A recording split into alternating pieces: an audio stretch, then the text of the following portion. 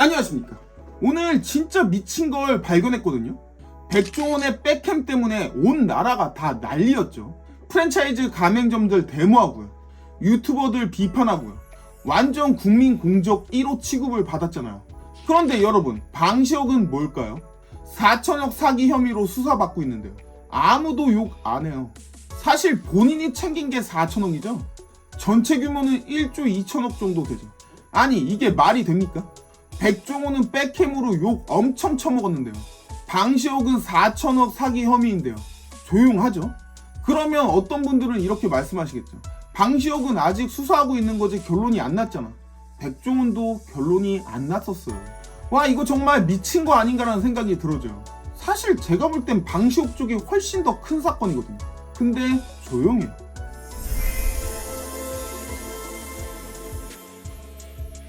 자, 한번 비교해 볼게요. 백종원은 어떤 걸 했을까요? 백종원 프랜차이즈 사업들의 문제들은요, 수십억 원 수준의 갈등이에요.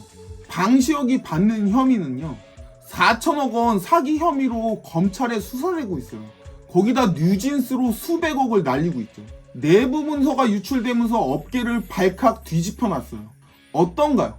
4천억 대 몇십억이에요. 이게 비교가 돼요? 근데 여론은요, 백종원은 완전히 국민의 공적이잖아요. 방시혁은요, 그냥 그런 거보다. 이거 완전 미친 현상이잖아요.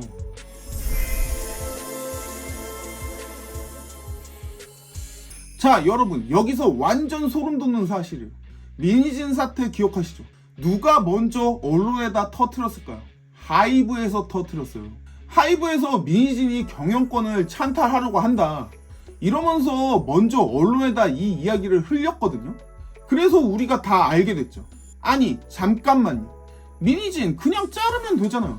CEO 자르는 게 뭐 대수라고요. 경영진 교체 한 줄이면 끝인데. 우리가 하이브 밑에 있는 레이블의 CEO가 누가 교체되는지 알아요? 모르잖아요. 근데 민희진은 왜 알고 있죠? 근데 왜 굳이요? 배신자, 뒤통수, 독립시도 이러면서 이런 자극적인 단어 써가면서 온 나라를 다 뒤끓게 했을까요? 사실 처음부터 언론에 흘리지 않고요, 그냥 조용하게 민희진 잘랐으면요, 아무 문제 없는 사건이에요. 그렇게 처음부터 민희진 잘랐으면 뉴진스가 저 난리를 쳤을까요? 물론 안타깝기는 했었지만 그냥 바꿨구나 하고 말았겠죠. 근데 문제가 하이브에서 이 사실을 먼저 언론에 흘린 거예요. 하이브에서 먼저요. 근데 또 진짜 웃긴 게 뭔지 아세요? 이거 법원에서 자르지 말라고 했거든요. 근데 그거 무시하고 잘랐어요. 왜 굳이 이런 무리한 수를 쓰면서까지 여론전을 선택했을까요? 그러면 여기서 당시에 굉장히 하이브 편 들던 유튜브가 하는 말을 들려드릴게요. 들어보면 굉장히 이상하시다고 생각을 하실 거예요. 자를 수 있다? 기술적으로는 가능. 뭐가 문제냐? 어쨌든 법원에서 주주 간의 계약 문제를 통해서 해임하지 말라고 했잖아. 그 가처분 신청 내용에 대해서. 그런데 이사회를 통해서 기술적으로 자른다? 그럼 결과적으로 법원의 판단을 존중하지 않는 셈이 됩니다. 그리고 이후에 향후 민희진 대표와의 주주 간의 계약 문제도 그 문제로 발목이 잡힐 수가 있어. 그러니까 굳이 지금 자를 이유도 없어. 명분도 없잖아. 가처분해서 그렇게 했는데 발라버리면은 향후 하이브에서는 민희진 대표와 얼마나 많은 법적 다툼을 벌여야 되는데 법원의 판단을 존중하지 않으면 불리한 게임을 할 수밖에 없잖아. 실익이 전혀 없어요. 실익이 전혀 없어. 만약에 그렇게 자르면 정말 최악의 경우에는 주주 간의 계약 위반 문제로 1,000억을 그냥 줘야 될 수도 있어. 하이브처럼. 자, 그러니까 하이브에서는 민희진 이사가 먼저 주주간 계약의 당사자인 하이브에 대해서 신뢰 파탄의 행위를 선제적으로 했다. 이 내용이 법원을 통해서까지 인정이 됐기 때문에 명백한 주주간 계약의 위반이다. 이에 따라서 민희진 대표에 대해서 주주간 계약 해지 통보를 했다라는 입장이었습니다. 그러니까 본인들 역시나 대표 이사직에서 해임될 수 있다라고 밝힌 바가 있지 않습니까? 그런데 하이브에서 지시한 것이 아니고 어도 내부의 이사진들이 의결을 해서 정당한 절차를 거쳐서 민희진 대표를 해임한 건을 두고 왜 주주 간의 계약 위반이다 라고 주장을 하는지 납득할 수 없다는 입장입니다. 하이브가 가지고 있었던 독소 조항들을 모두 풀어준 셈입니다. 이와 같은 주주 간의 계약 해지에 따라서 민희진 대표는 영업금지 조항뿐만이 아니라 자신이 가진 18%의 지분 역시 제3자에게 마음껏 팔 수가 있습니다. 결국 민희진 이사가 원하는 대로 모든 조항들을 전부 다 풀어준 셈이었는데요. 그러니까 결국 하이브에서 민희진 이사가 그동안 노예계약이라고 주장을 했던 계약 자체를 해지함으로써 민희진 이사가 원했던 바를 모두 이룰 수 있게 됐습니다. 그런데 그동안 수차례에 걸쳐서 노예계약이다 라고 주장을 해왔던 민희진 이사가 오히려 노예계약을 풀어줬다라고 반발하는 모양새인데요. 결국 하이브에서는 민희진 이사가 원하는 바를 모두 들어줬음에도 불구하고 당사자인 민희진 이사가 강력하게 반발하고 있는 모순적 상황과 마주하게 된 셈입니다. 이거 이상하지 않아요? 저 사람이 그러잖아요. 하이브가 어떻게 자를 수 있겠냐고요. 근데 바로 며칠 만에 본인의 말을 뒤집죠. 하이브는 적합한 절차에 의해서 그렇게 했다고요.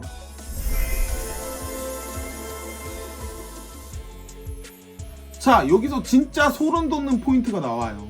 왜 하이브가 먼저 여론전을 시작했을까요? 완전히 천재적인 전략이에요. 민희진이 나쁜 놈이야. 이런 프레임을 먼저 씌워 놓으면요, 나중에 민희진이 뭘 말해도요, 아, 저 나쁜 놈이 또 변명하네, 이렇게 생각이 들잖아요. 실제로 어땠나요? 물론 민희진이 기자회견할 때 반응이 굉장히 폭발적으로 나왔지만요, 이건 또 뭔 개소리야. 이런 반응도 많았죠. 와, 이거 진짜 심리전의 달인이에요. 왜냐고요? 우리는 모두 하이브 하면 민희진과 하이브의 대결, 그것만 이야기했어. 하지만 그 이후에 하이브에서 흘러나온 소식들은 어떤가요? 이번 방시혁 씨 4천억 이야기부터 해서요, 하이브가 가지고 있던 SM 주식이요, 전액 다 텐센트에 매각했거든요. 어떤 분들은 그러실 수 있어요. 텐센트에 매각한 게 뭐, 이러실 수 있는데요. 경제 조금 아시면 텐센트가 무슨 의미인지는 아시겠죠? 지금 미국과 중국 상황 이런데요. 두나무에 투자해서 실패한 거나요? 아니면 음반 밀어내기나 이런 것들이. 그런 이야기들은 아무도 하고 있지 않죠. 오직 민희진과 뉴진스에만 집중하고 있죠.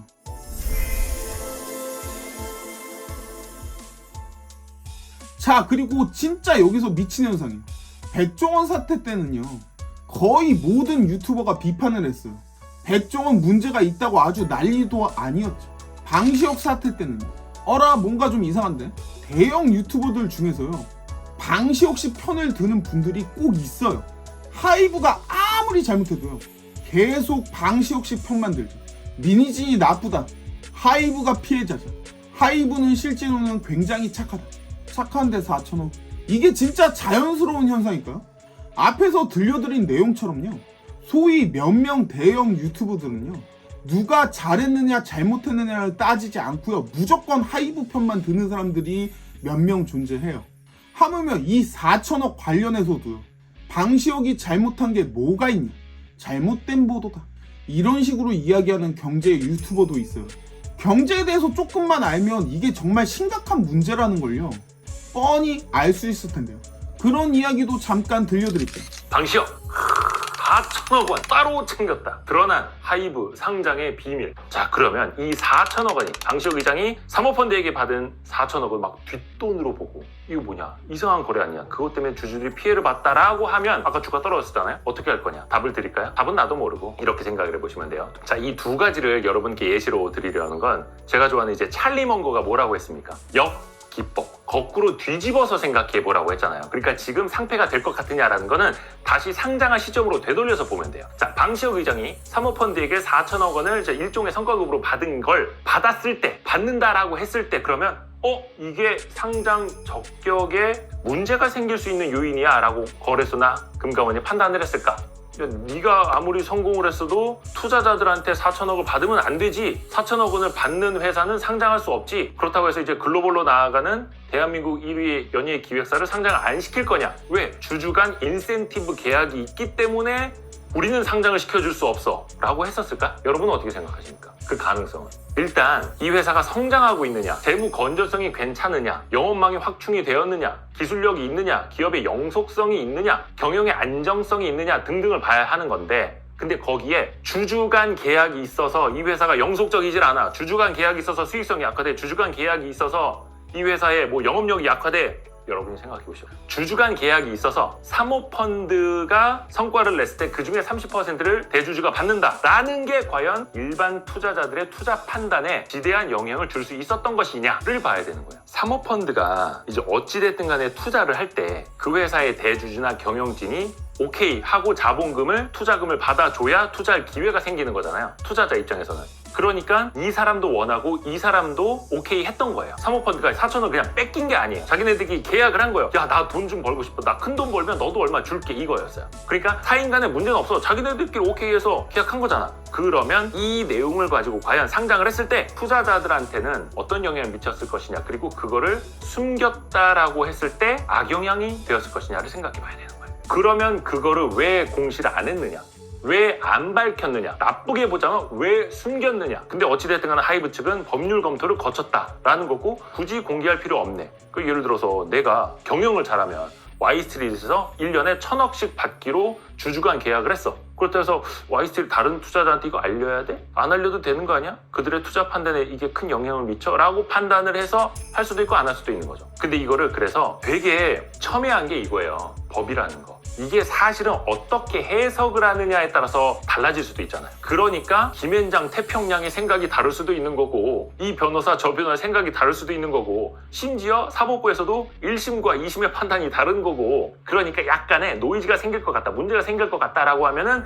그래도 그냥 공시하자라는 게 더 깔끔했을 텐데, 일단 회사는 굳이 그걸 공시해야 돼? 뭐 나중에 수천억 받으면 괜히 뭐 신문지면에 막 기사 올라가고 막 좀 귀찮을 것 같아. 그럼 공시 안 하는 방법으로 좀 찾아봐 주세요 라고 하면 변호사들은 그렇게 해석을 해줬겠죠. 이런 유튜버들은 하이브에 대해서 부정적인 이야기는 절대 보도하지 않아요. 그리고 아무리 잘못된 이야기라도 하이브 편만 감싸고 돌죠.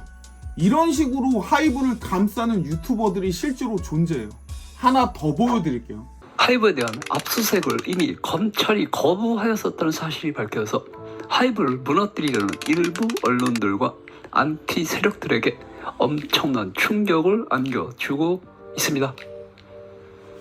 지난 5월 29일 국내 일부 반하이브 언론들은 경찰이 서울 용산구 하이브 본사에 대한 압수수색 영장을 신청하였다고 마치 미리 짠 것처럼 일제히 보도를 했습니다.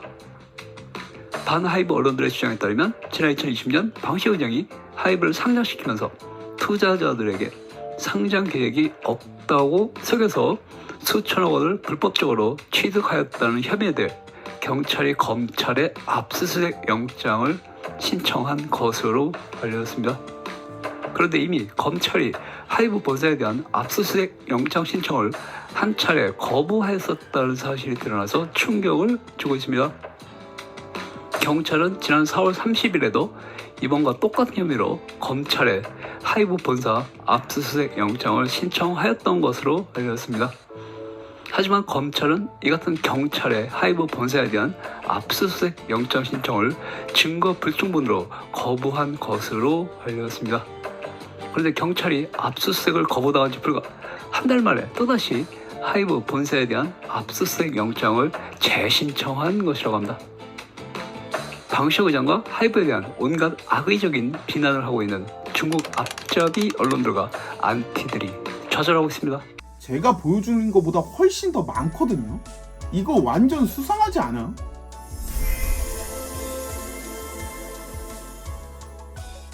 자, 여러분들 댓글도 한번 보세요. 백종원에 대한 댓글들은 어떤가요? 백종원에 대한 욕으로 도배가 돼요. 근데 방시혁에 대한 댓글은 어떤가요? 반대 댓글 굉장히 많아요. 제가 쇼츠 올린 거에도요, 능력이지 이렇게 쓴 사람이 있어요. 사기치는 게 능력이라고요? 이 댓글들 좀 이상하지 않아? 너무 일관되게 방시혁 편만 들죠. 그리고 하이브 내부 문서에서 뭐가 나왔죠? 바이럴 마케팅 이야기가 나왔죠. 바이럴 마케팅이요? 바이럴 마케팅이요. 많이 의심스럽기는 하죠.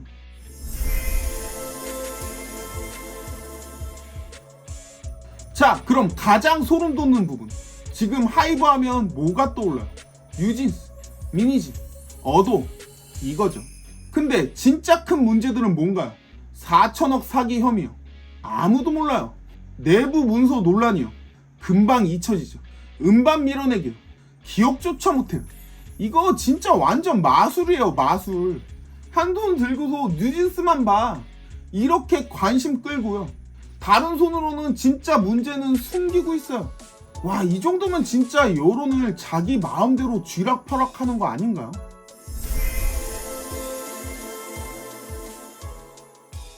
자, 여러분 진짜 미친 건 뭐냐면요. 뉴진스 사건 이후로 모든 하이브 뉴스가 뉴진스 중심이에요. 4천억 사기 뉴스가 나와도요. 뉴진스 때문에 힘든 하이브가 설상가상이다. 내부 문서 논란이 터져도요. 뉴진스 갈등의 연장선이다. 이거 진짜 완전 천재적인 전략이죠. 뉴진스라는 연막탄으로 다른 모든 걸 죄다 가리고 있잖아요.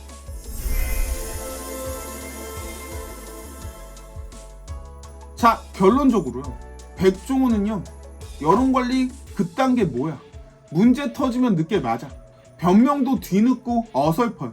방식 볼게요. 완벽한 여론관리 시스템을 이미 가지고 있는 걸로 보여져요. 문제 터지기 전에 이미 다른 이슈로 문제 막아버리죠. 선제 공격으로 여론을 주도해요. 이게 바로요. 4천억 혐의자가요. 백종원보다 욕 안 먹는 이유죠.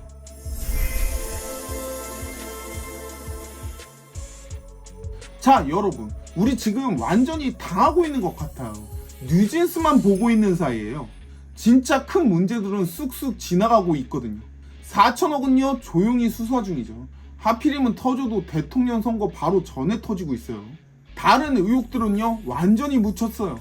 진짜 피해자들은요 사실 아무 관심도 없어요. 이거 정말 이상하지 않아요?